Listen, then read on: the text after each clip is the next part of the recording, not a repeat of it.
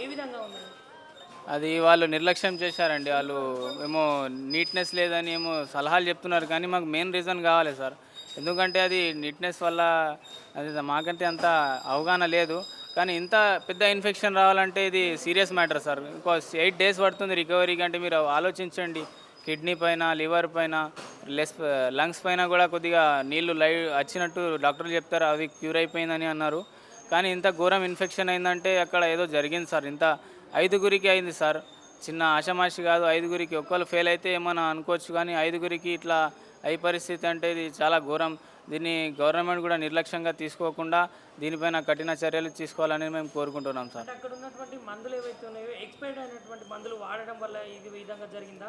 లేదంటే అక్కడ ఉన్నటువంటి పరిసరాలు పరిశుభ్రంగా లేకపోవడం వల్ల ఇట్లాంటి జరిగిందంటారా? అలాగనే అంటున్నారు. కానీ ఇప్పుడు ఒక పేషెంట్ అన్నారు ఇసుంటి ఎక్స్‌పైర్ అయింది అని ఆళ్ళకు సమాచారం అందిందంట. ఆళ్ళు చెప్పారు మాకు.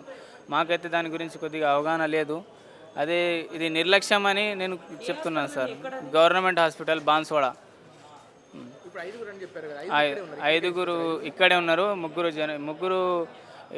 ముగ్గురేమో ఇక్కడ డయాలసిస్ జరిగింది నిన్న దాకా. ఇప్పుడు ఒకళ్ళు షిఫ్ట్ అయ్యారు. ఇద్దరు అక్కడే ఉన్నారు ఐసీయూలో. మరి ప్రభుత్వం ఏమైనా స్పందించిందా అండి? దీనికి ప్రభుత్వం అది మనకు మెడిసిన్స్ అవన్నీ ఇస్తున్నారు.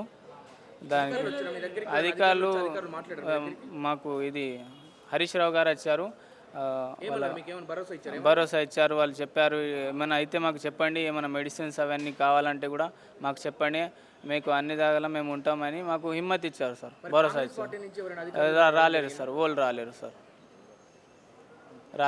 వాళ్ళు ఇప్పుడు ఏమంటున్నారు డాక్టర్లు? డాక్టర్ ఇప్పుడు కొద్దిగా నయం ఉన్నది. తర్వాత మీకు బ్లడ్ సెల్స్ కూడా బ్లడ్ కూడా వెళ్ళిపోయి ఉండే. బ్లడ్ ఇచ్చినాం కొద్దిగా. తర్వాత వైట్ బ్లడ్ సెల్స్ కూడా క్యూర్ అయిపోయినాయి. ఇప్పుడు కొద్దిగా నయం ఉన్నది అని అంటున్నారు డాక్టర్లు. అంటే చిన్న పిల్లలు కూడా ఉన్నారని తెలిసింది. వాళ్ళకు కూడా బాగున్నది. ఇప్పుడు వాళ్ళు అసలు ఇన్ఫెక్షన్ కాకుండా వాళ్ళకి కానీ తల్లి పాలు తాగిపించారు కాబట్టి వాళ్ళకు కూడా ఇన్ఫెక్షన్ అయింది. ఇన్ఫెక్షన్ అయ్యడం వల్ల వాళ్ళకు నిలఫర్కి తరలించారు. నిలఫర్ నుంచి మళ్ళీ ఇటు వచ్చి మళ్ళీ వాళ్ళకి క్యూర్ అయిపోయినాక వాళ్ళకి ఇంటికి పంపించారు. డాక్టర్లు ఏమంటున్నారు? ఇంకెన్ని రోజులు? డాక్టర్ ఒక 8 డేస్ పడుతుంది అన్నారు. మొత్తం మీకు క్యూర్ అవ్వగానే మేము పంపిస్తాం, హడావిడి ఏం లేదు, మీకు క్యూర్ అవ్వగానే మేము పంపిస్తామని అన్నారు.